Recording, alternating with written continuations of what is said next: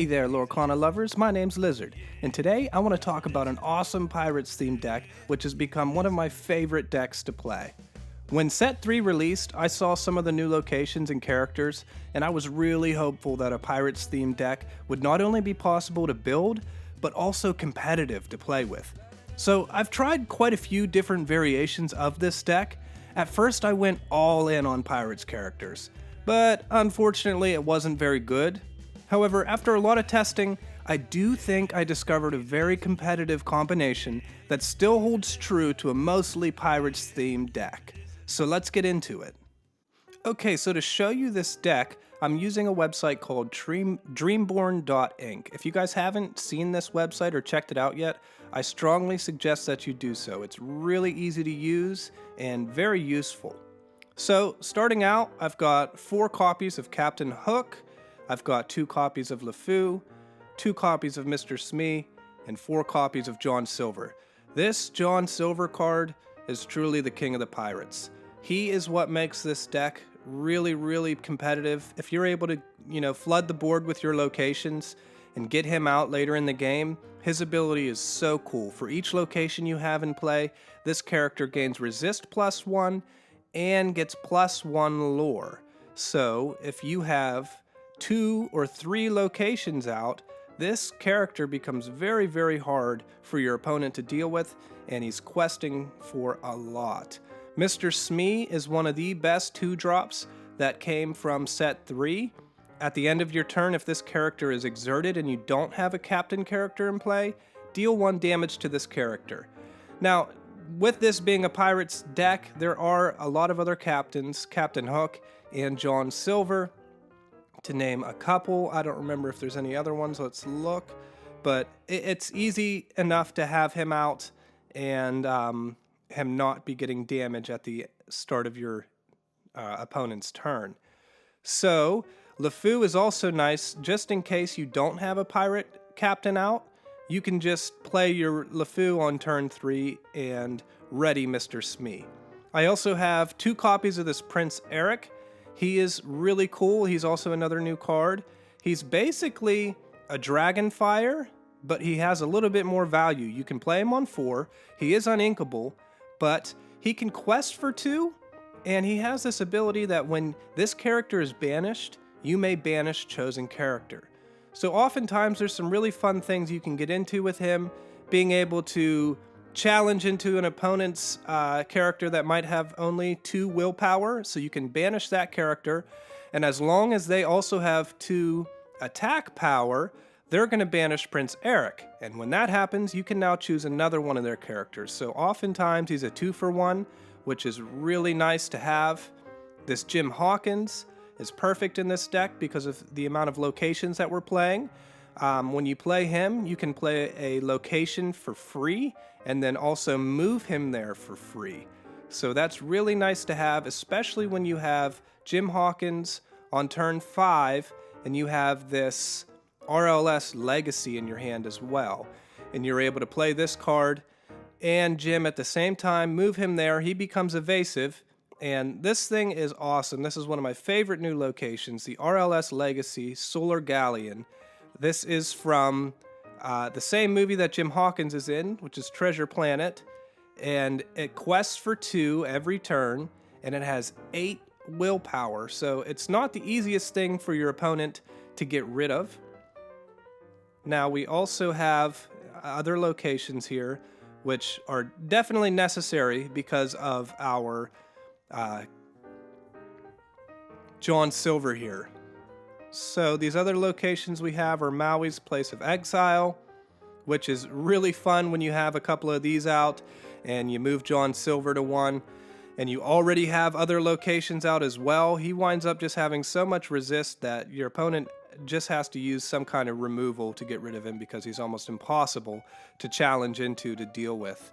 And then we have Nottingham, which is a vanilla location. Once again, it helps bolster John Silver. And we have 4 copies of Agrabah, which is another vanilla location to help with our John Silver synergy. And an important location that I wound up taking from 4 down to 2 because we were getting a little high with uninkables. But this Jolly Roger is really nice to have, especially with all of our pirate characters, because they can move here for free and then they gain rush. And there are a lot of times where that's really valuable in your matchups, to just play a pirate character and immediately be able to rush him in to your opponent. Especially because we have all of these pirate characters. Characters like Captain Hook, Mr. Smee, John Silver, and then this 5-cost Captain Hook. He is actually pretty important for this deck because you need a way to sing a whole new world early on. Something this deck does struggle with is card draw. So if you're able to shift him down on turn 3 and you were successfully able to ink every turn, get whatever else into your inkwell that turn, and sing a whole new world on turn 3 or turn 4, you're going to be in good shape, refilling your hand, and then you're able to, play more of your locations down, and hopefully soon after that you'll have a John Silver in play, and you will be in really good shape. I also added a Queen of Hearts after a lot of testing. I still felt that the whole new world wasn't quite enough, so Queen of Hearts also helps with some of the card draw. Her ability is whenever you challenge a character, you may draw a card. So we have obviously a lot of characters that are good for challenging, that want to challenge. Maui is excellent for that. He's also great at taking out opponents' locations.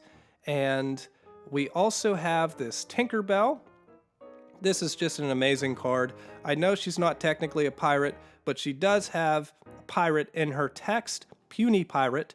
During your turn, whenever this character banishes another character in a challenge, you may deal 2 damage to chosen opposing character. This card has been fantastic since set 1. It's been one of my favorite artworks. Tinkerbell Giant Fairy is always just putting in so much work. I had to put 4 copies of her in this deck. And honestly, I think she just provides value every time I see her in my hand. Even if it's early on, I have some ink that I don't feel bad about putting into the inkwell. And late game, she just always comes down, does that spread damage, and is a really nice body to have on your board, whether you're challenging with her or just questing with her. Now, in terms of removal, I did add 3 copies of Rise of the Titans. This is really valuable with the amount of locations that we're seeing these days, and it's also great because it gives you the choice to banish a location or an item. So definitely want to see a few copies of that in the deck. And then Smash is very, very helpful to deal with those pesky Ursulas and Ariels. I find a lot of value out of this Smash card. One of the decks that this really kind of struggles against is the discard deck. Like I said, it already struggles with card draw, and you can see in this graph here, we're only running 14 uninkables, but sometimes it feels like you draw all your uninkables and you just brick. So playing into a discard deck and you're already struggling with card draw, that's definitely a tough one. I have won some matches against that, but basically every other deck that I've come across, it seems like it's a pretty fair playing field. Like I said, I think this is a decently competitive build, and I've played quite a few games, maybe around 30 games with it, and I definitely finished with a higher win rate than I won more than I lost. So I'm happy with this combination, and I hope you guys have a lot of fun with it. And in fact, now I'll just show you some of my games on Pixelborn. I'll speed them up and give you just a little bit of commentary so you can see how this deck plays. Okay, so some of these games I will be using a version of the deck that I was still working with before I figured out the best combination. So you see with this version, I'm actually running Robin Hood to try to get some more of that card draw in Benja.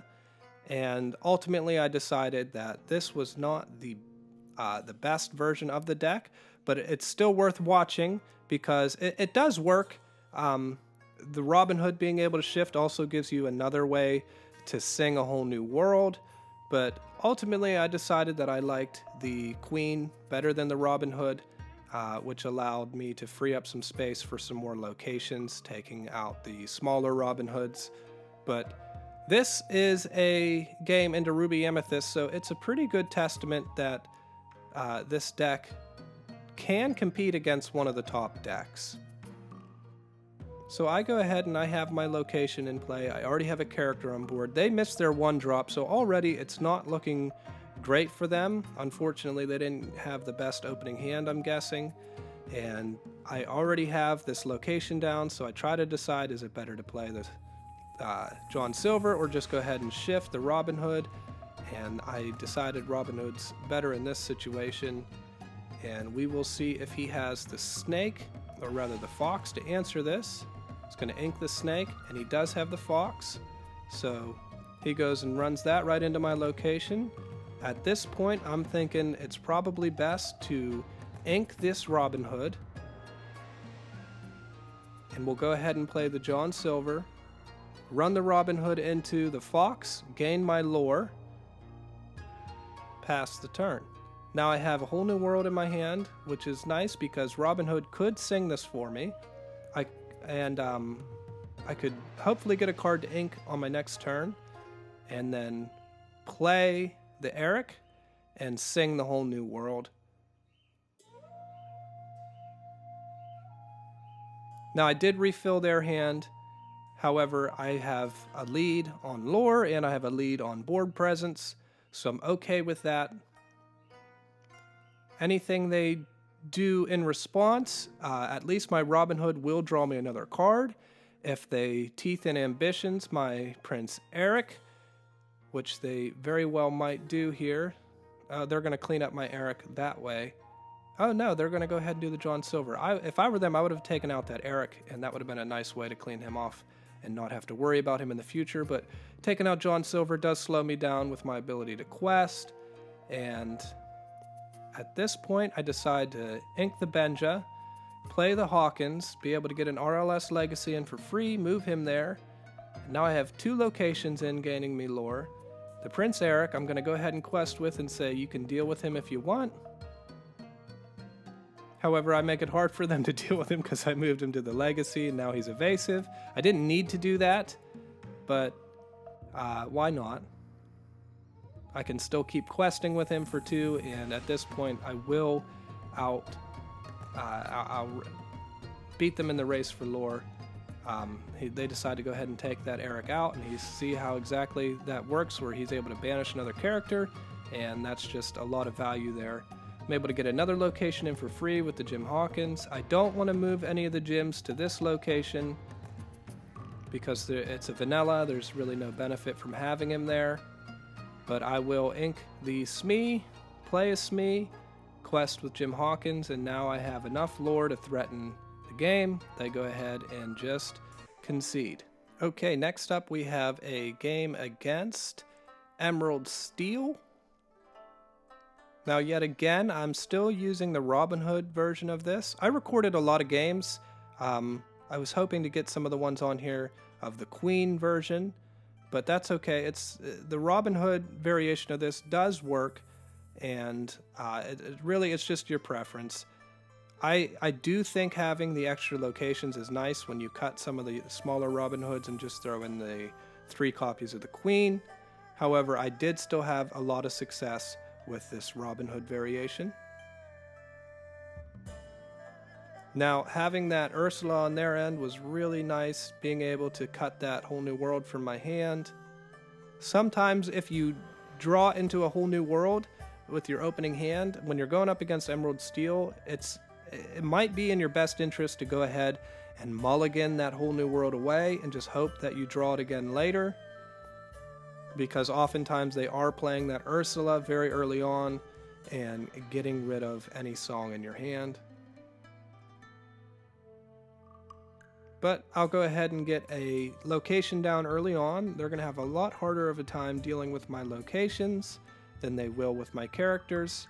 So playing into Emerald Steel, that's typically the line I want to take, is get down a lot of locations, because they're not going to be able to send them back to my hand with Mother Knows Best, and they might be playing a copy of that other new Ursula, which can sing songs twice. So oftentimes they're able to just really neatly clean up your side of the board by sending 2 characters back to your hand. I go ahead and decide to smash that John Silver so I can run into him with Robin Hood and get my lore, and also deal with a problem card that I'm hoping he didn't have, more locations next turn, threatening even more lore. And he did have that second location, so I'm grateful that I took out that John Silver when I did. He's going to go ahead and clean up the rest of my legacy. Luckily, I pull another location, and I have the Eric.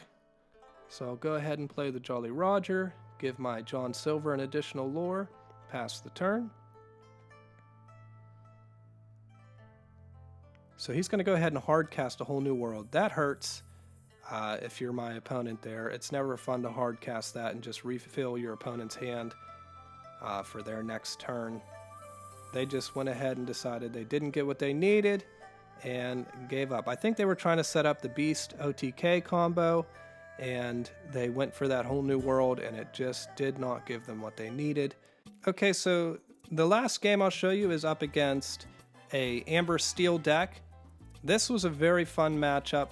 Sometimes it does not go the way you'd hope it would go. Once again, I apologize, this is running Robin Hood again. I thought this one for sure ran the Queen version that I showed you in the beginning. But like I said, it's up to you. Both of these versions do work well. Now, in this game, I do believe I eventually come up against 3 Cinderella Stout-Hearteds by the end of this, and I still do come out on top and win the game. So this is a pretty fun match to watch.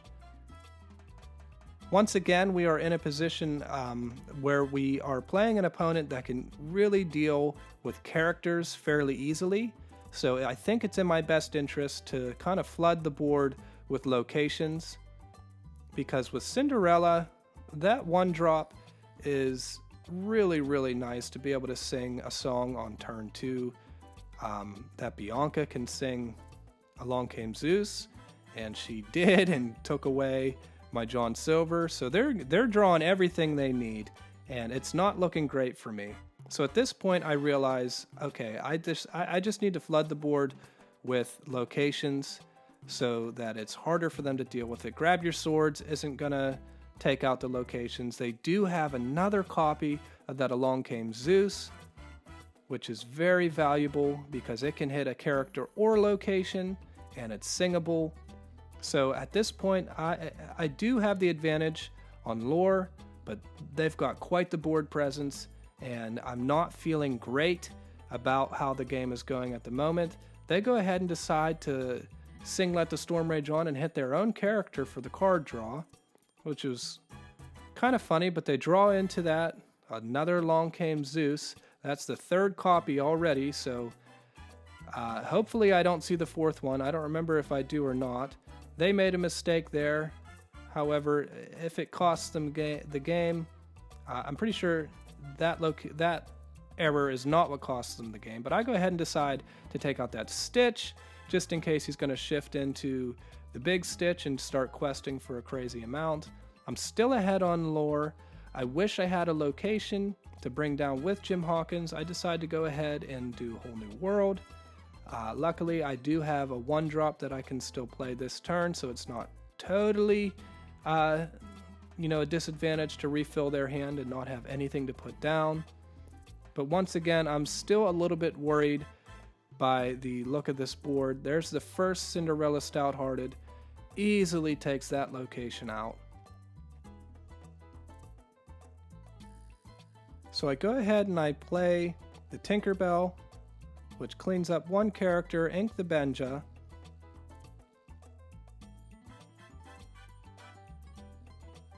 Now they could potentially sing a song and still be able to swing into my Tinkerbell. That Cinderella Stout-Hearted is really a great card. It's seeing more and more play now. So we'll see, are they able to sing a song and take out my Tinkerbell? They're just loading up their side of the board. Once again, things are not looking great for me, but I do draw into a Maui.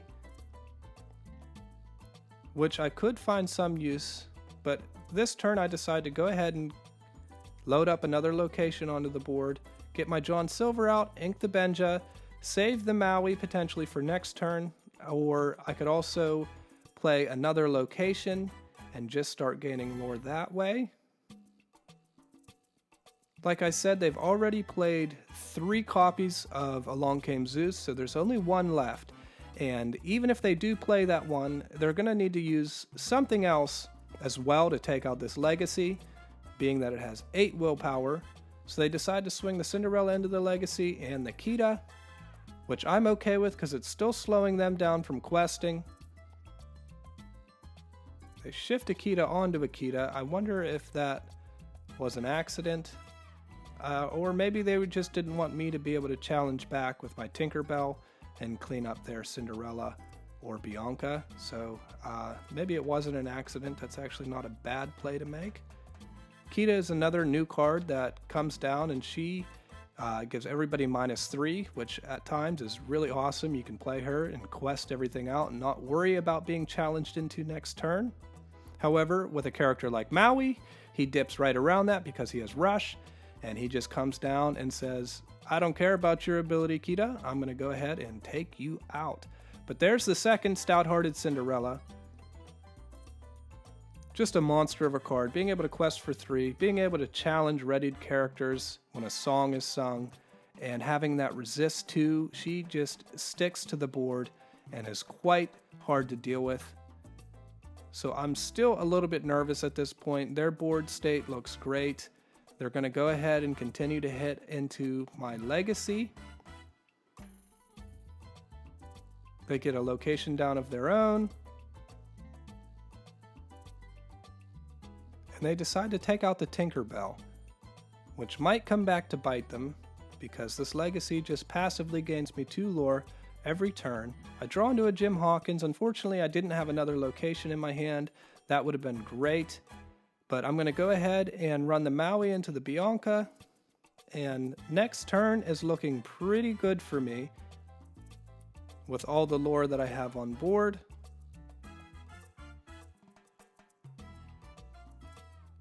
I am threatening to win next turn.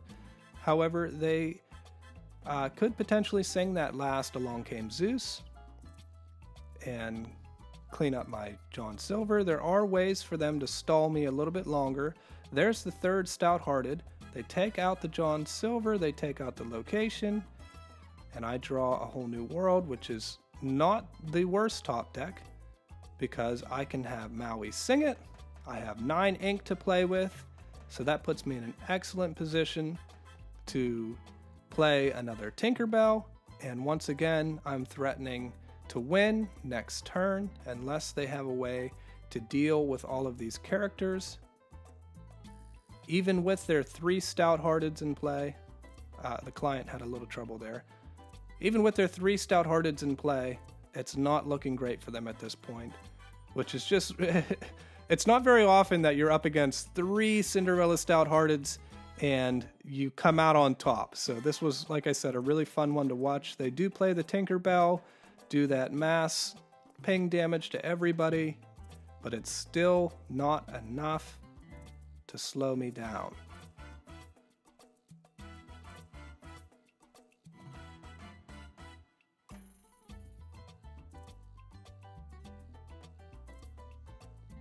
They spend quite a bit of time thinking here, just going over every card in their hand and see if there's any possible way they can come out on top. They go for the whole new world. Maybe they're digging for that Along Came Zeus, but maybe they forgot they only have 1 copy of that left. They hit the whole new world again. At this point, they're really digging. So they do get the spread, grab your sword. However, all the Cinderellas are now exerted and there's nothing else they can do. The game goes to me. So like I said, guys, it's not a complete Pirates theme, but it does use a lot of the Pirates. Getting the John Silver out on top of all those locations is so much fun, especially when you're in a situation where you have 3 or 4 locations out, and also 2 John Silvers. It feels like you're cheating. And I unfortunately didn't have any games recorded of when that happened to me, but it has happened, and I promise if you play this deck, you will have a lot of fun with it. You will definitely win a lot of your games. Like I said, there are some matchups that aren't great, but in those matchups, you just have to, you have to use your best judgment if you're gonna play hard into getting the locations out, or if you think it's best to go ahead and flood the board with characters. But either way, I'm having a lot of fun with this deck. I hope you guys try it out. Both the variations of the deck with the Queen or using the Robin Hood, they're both great variations. If you're playing this deck with physical copies of the card, it would be a lot more affordable to go ahead and run the Queen as opposed to that Robin Hood. That Robin Hood card is getting quite expensive now. He's a great card, but for a more budget version of the deck, and also it still works really well with the Queen. That's why I went ahead and showed you that version of it at the beginning of the video. But I hope you guys like this deck. Please try it out. You can go on dreamborn.inc yourself. I'll leave a link in the description, and you can look at the version that I have on there. You can actually save that to your computer, or just, however you want to do it. You can also make your own versions on there and save them for other people to see. Like I said, it's a really fun website to use. But yeah, I hope you guys enjoy this deck.